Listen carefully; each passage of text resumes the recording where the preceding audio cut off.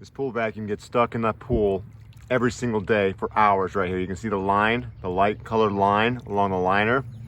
It has worn that out. Sometimes it's able to catch, sometimes or get unstuck. Most time it can't. As it's on a schedule, every single day it gets stuck there. You see the line on the liner, the white line? That's from this piece of trash vacuum. It's been to the store multiple times for repair, and they always say there's nothing wrong with it. Don't buy this product, it's trash.